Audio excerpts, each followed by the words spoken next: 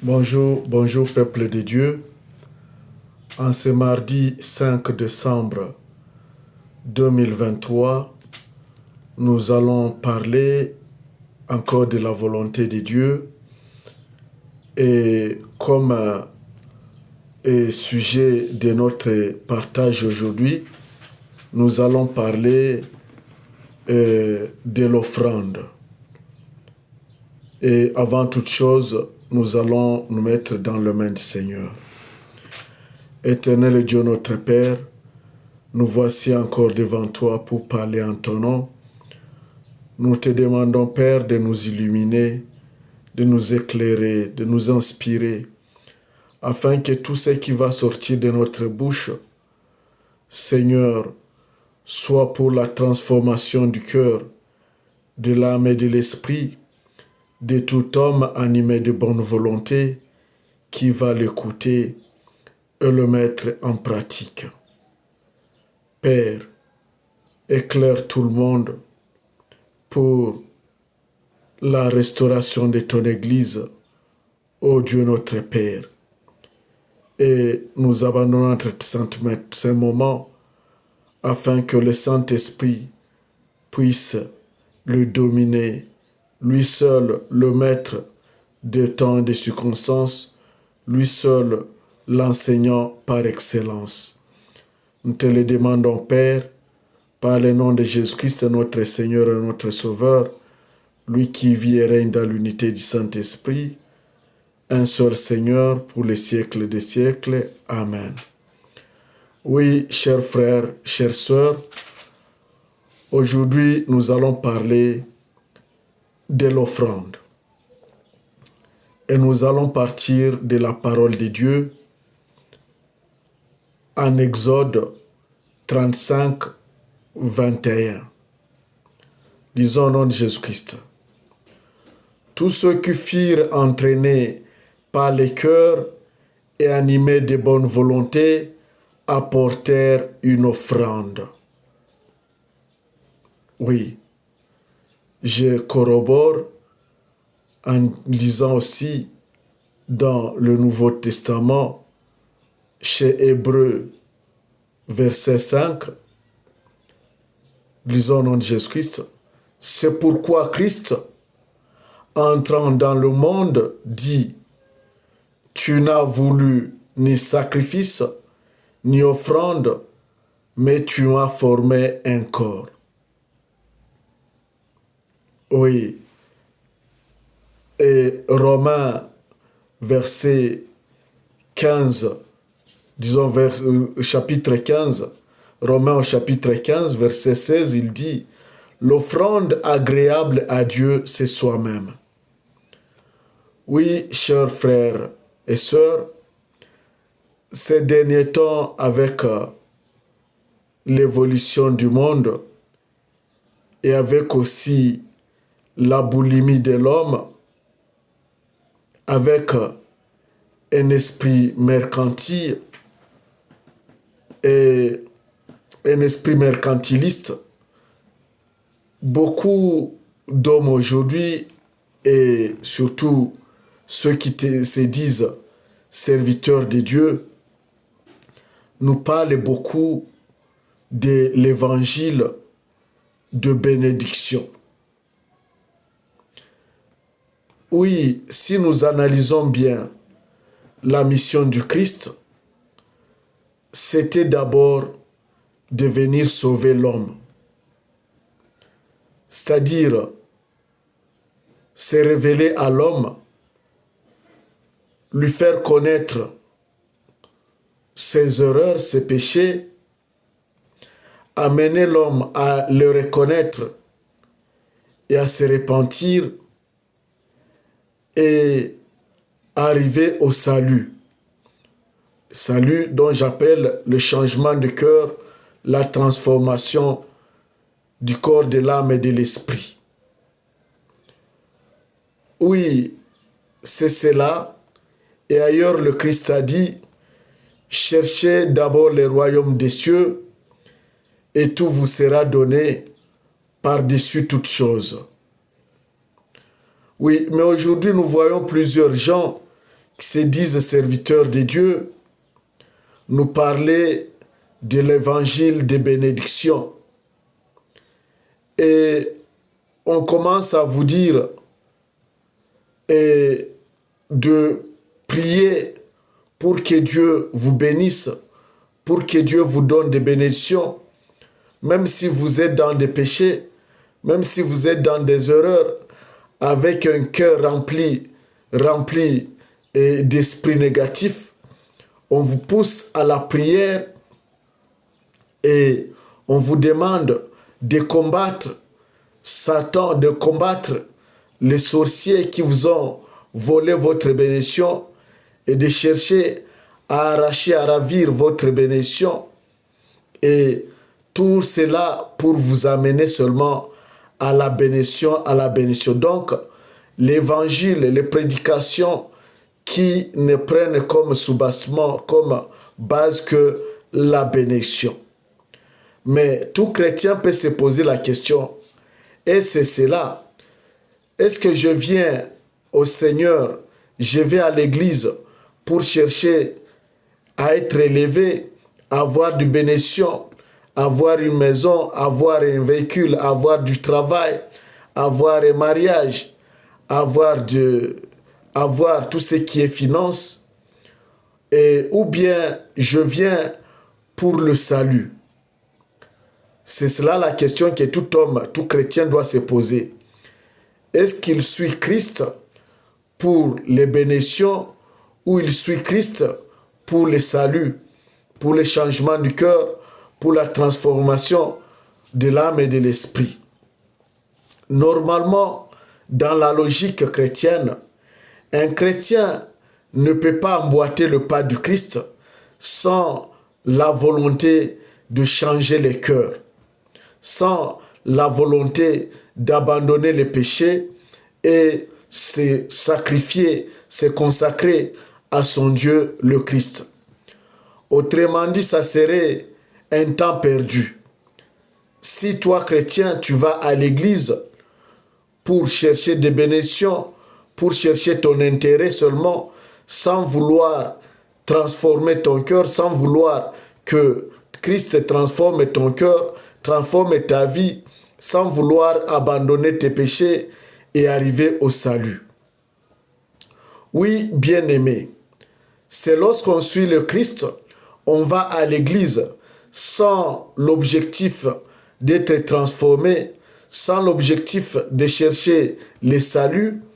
C'est alors qu'on est voué au mensonge, c'est alors qu'on devient une proie de ces faux serviteurs de Dieu, de ces faux pasteurs qui, au lieu de vous conduire à la repentance, vous conduisent à la prédication ou à l'évangile de bénédiction, d'élévation, l'évangile de la recherche de l'argent. Oui, ça c'est une aberration chrétienne, chers frères et chères sœurs. L'œuvre du Seigneur est ordonnée. Le Christ, avant de bénir qui que ce soit, l'amène d'abord à la transformation du cœur, l'amène d'abord au salut, l'amène d'abord à la repentance, et après viennent toutes les autres bénédictions. Et les vautours, faux serviteurs, vous diront que offrez d'abord, offrez de l'argent, offrez des maisons, offrez ce qui est essentiel pour vous, et ils vous disent que vous recevrez davantage. Oui, je vois ces aventuriers, soi-disant serviteurs de Dieu, qui prêchent dans les églises. Offrez $1000, offrez $500, offrez une maison, offrez une offrande qui va toucher le ciel, qui va toucher Dieu, pour que vous receviez aussi en retour plus. C'est ce qu'ils disent. Et ils calculent l'essentiel, ce qui est très important dans votre vie, soit une maison, soit un véhicule, soit une grosse somme d'argent, et ils vous demandent, ils vous séduisent de l'offrir, et ils vous trompent qu'en retour, vous recevrez davantage, vous recevrez plus. Or, ce ne sont que des mensonges.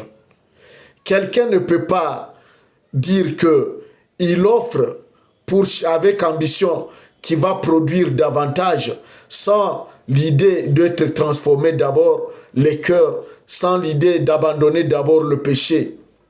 Peut-être que vous êtes dominé par le péché et on vient vous dire offrez ceci et ceci, vous recevrez davantage. Là, c'est une aberration, chers frères et chères sœurs, et là, vous ne pouvez que perdre votre bien. Oui, la bonne offrande que Dieu nous demande, c'est d'abord la transformation du cœur et de l'esprit. C'est d'abord nous-mêmes. C'est d'abord nous-mêmes. C'est alors que Christ a dit, tu n'as voulu ni sacrifice, ni holocauste, ni offrande, mais tu m'as formé un corps. Oui, la volonté de Dieu, c'est la transformation d'abord du corps, de l'âme et de l'esprit de l'homme, du chrétien. Et après, un chrétien peut maintenant, par un bon cœur, offrir une offrande par reconnaissance de ce que Dieu a fait pour lui. Autrement dit, cher bien-aimé, tu ne peux pas offrir une offrande si toi-même tu n'es pas encore transformé, si tu n'as pas encore découvert la grandeur de Dieu dans ta vie. Autrement dit, ça serait perdre ton bien. Ça serait perdre ton bien. C'est comme quelqu'un qui a son argent $1000 et il le déchire ou il le brûle sur les feux. Et donc, il ne peut que se perdre. Offrir une offrande avec un cœur rempli de péchés, avec une vie pleine de péchés ou que tu sois encore attaché au péché, ce n'est pas une offrande, chers frères et chères sœurs. L'offrande que Dieu veut, c'est d'abord la transformation du cœur, de l'âme et de l'esprit. Oui, chez Matthieu 5, 24, verset 24, Matthieu chapitre 5, verset 24, il dit, lorsque tu viens offrir une offrande à l'autel et que dans ton cœur tu remarques que tu as d'abord quelque chose de mauvais, tu as un conflit ou tu as un problème avec ton frère, et là il faut d'abord laisser ton offrande à l'autel et rentrer aller te réconcilier d'abord avec ton frère. Et après cela, tu reviendras à l'autel et puis tu déposeras ton offrande.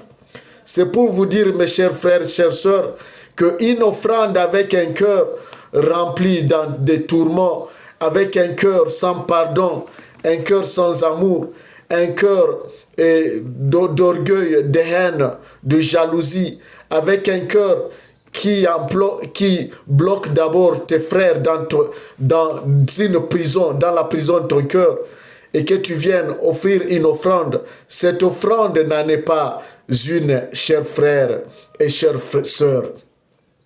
Cette offrande ne serait que perdre ton argent,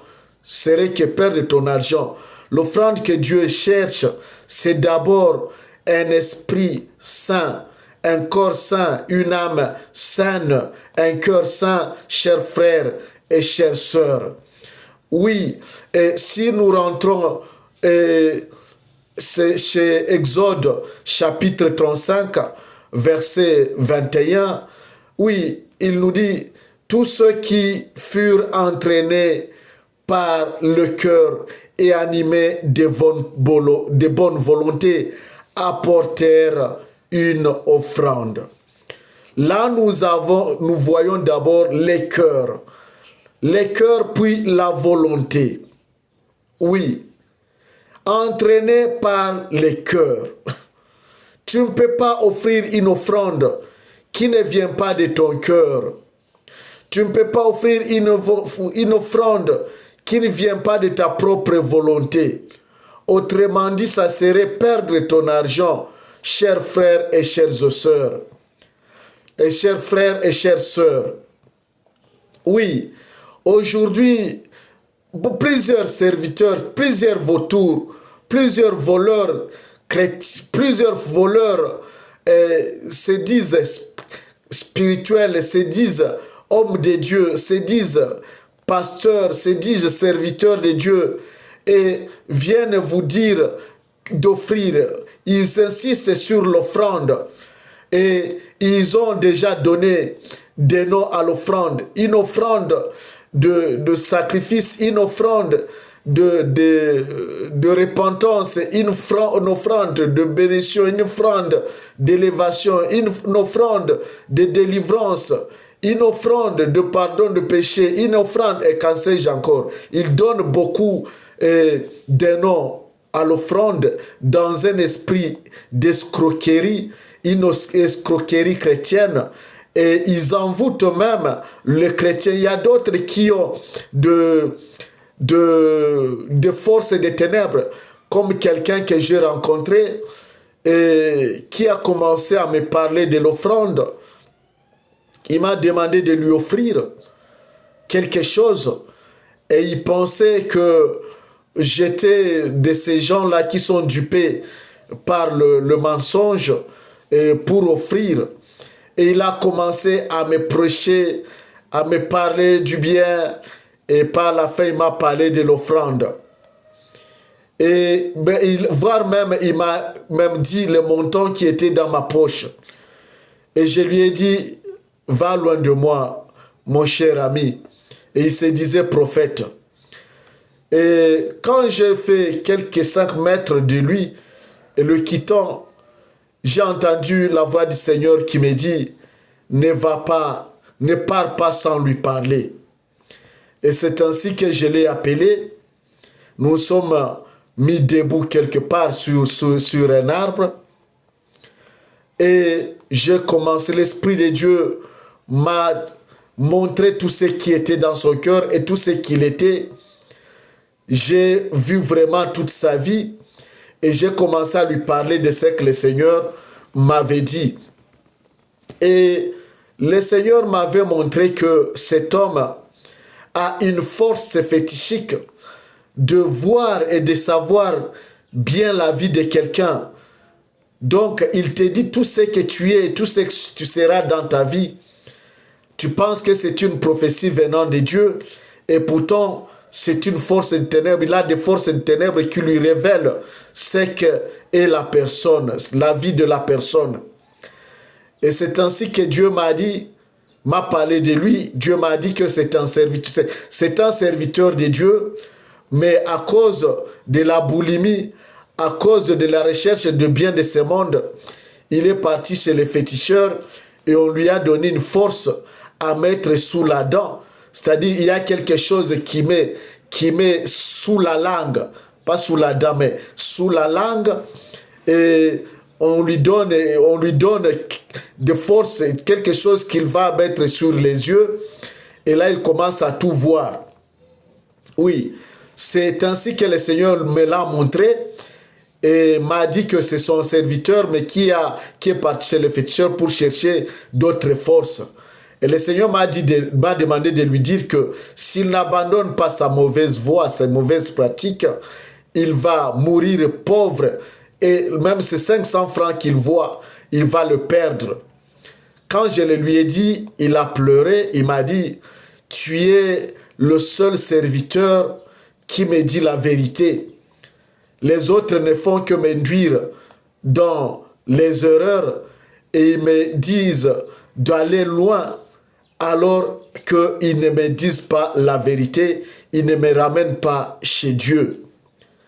Il m'a dit que tu es l'unique que j'ai rencontré dans la vie qui vient de me parler de la vérité et qui me demande de tout abandonner.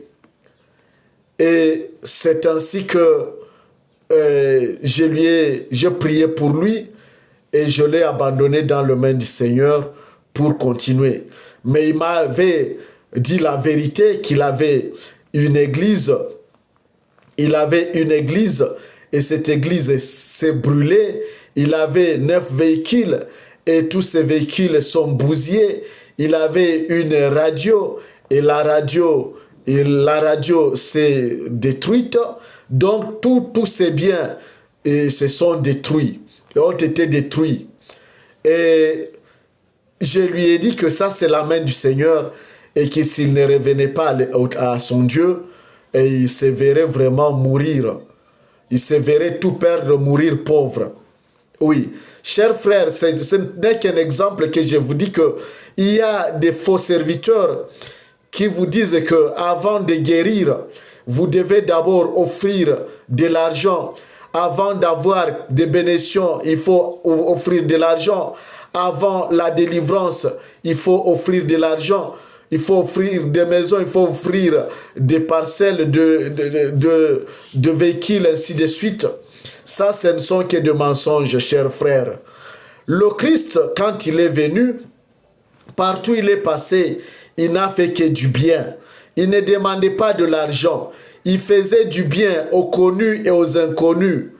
Quoi qu'ils te connaissent, quoi qu'ils ne te connaissent pas, quoi que tu sois pécheur, quoi que tu ne sois pas pécheur, il accueillait tout le monde. Tout le monde qui avait besoin de lui. Tout le monde qui savait que Christ peut les aider. Tout le monde qui savait que Christ peut le guérir. Il venait et Christ le guérissait et leur pardonnait leurs péchés et le transformait sans demander de l'argent, sans demander de l'offrande. Lui-même dit que nous avons reçu gratuitement et nous devons recevoir et nous devons donner gratuitement. Qu'est-ce que toi tu as donné au Seigneur pour avoir ces dons spirituels? Et tout ce que tu as reçu, c'est pour donner à plus nécessiteux que toi. C'est pour donner aux autres qui en ont besoin. Et donc, si le Christ t'a donné les dons, ce n'est pas pour les vendre, ce n'est pas un instrument pour t'enrichir. Ce n'est pas une source de richesse. Ce n'est pas une source d'avoir de l'argent. Non, cher frère. C'est un service. Et s'il t'a donné tous ces dons, c'est pour rendre service. C'est pour rendre service aux autres. Et donc, chers frères, chères sœurs, détournez-vous de tous ces gens-là qui vous trompent et qui vous disent que avant de prier pour vous, il faut d'abord offrir. Il faut d'abord donner de l'argent. Il faut d'abord donner une offrande. Non, chers frères, ça c'est une aberration, c'est une erreur, vice de procédure. Normalement, un homme de Dieu doit d'abord prier pour quelqu'un. Il doit d'abord chercher à transformer le cœur d'un chrétien. Il doit d'abord prier son Dieu pour que le Christ transforme le cœur des chrétiens. Il doit d'abord amener le chrétien à la vraie repentance et au salut.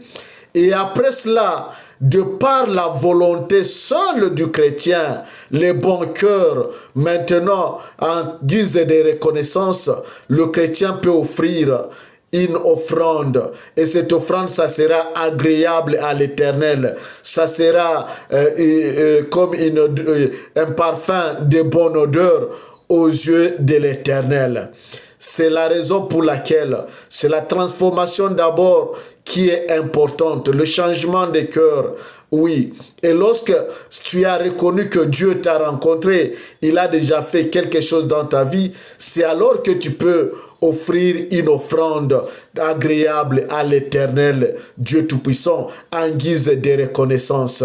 Oui, vous vous rappelez que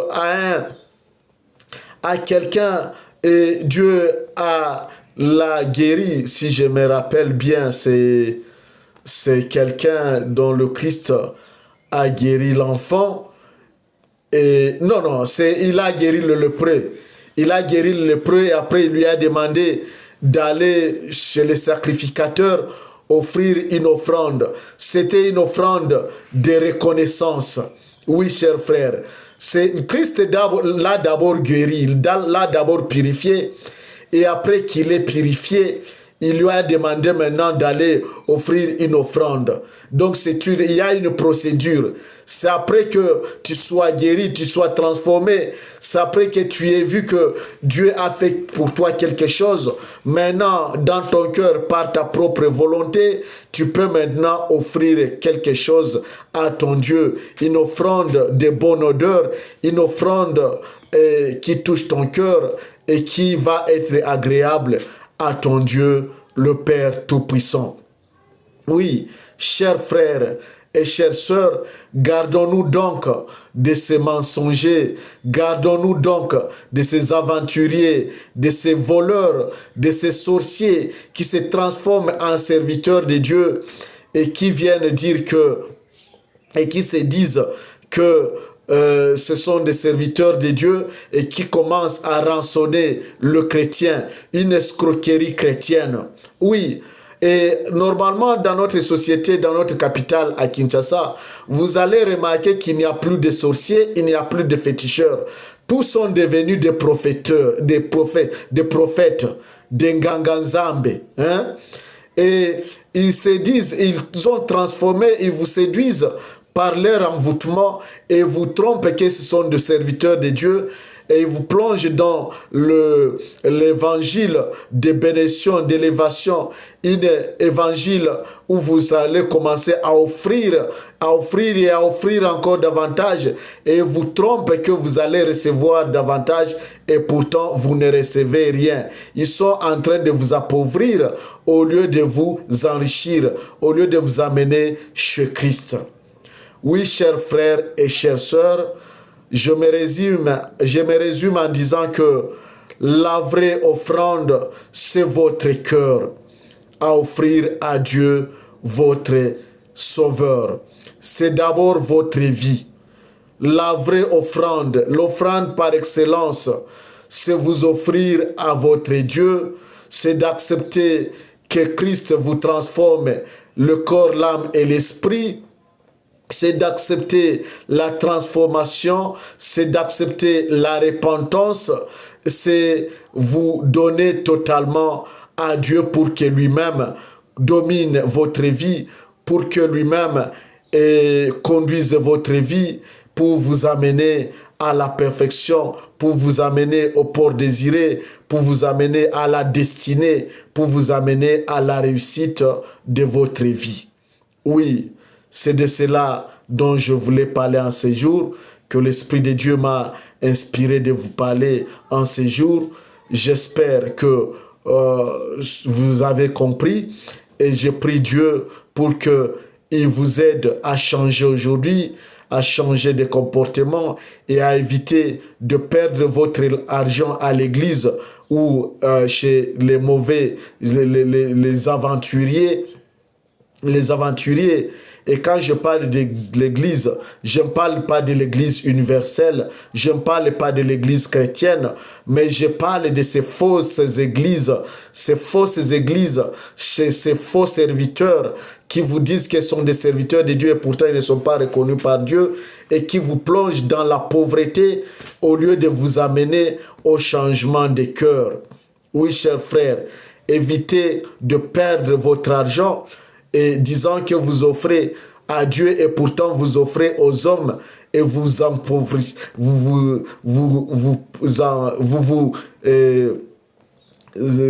rendez pauvre davantage au lieu de vous enrichir, chers frères et chères sœurs. Oui, nous allons prier maintenant. Éternel et Dieu Tout-Puissant, je te bénis, je te rends grâce pour ce moment opportun que nous venons de passer ensemble. Tu viens de nous parler et Père, je demande à ce que ton Esprit Saint puisse toucher tout celui qui va m'écouter et tout celui qui m'écoute en ce moment, de transformer son esprit afin qu'il sache la bonne offrande que tu veux pour sa vie. Oui, Père, une offrande seule qui vient de son cœur, une offrande qui vient de sa volonté, une offrande qui le conduit à la transformation du corps, de l'âme et de l'esprit. Oui, Éternel, j'abandonne mon frère et ma sœur qui m'écoutent entre tes saintes mains, que tu puisses l'instruire davantage par ton Esprit Saint, seul enseignant par excellence. Je te le demande au nom de Jésus-Christ, notre Seigneur et notre Sauveur, lui qui est chemin et vie pour les siècles des siècles. Amen.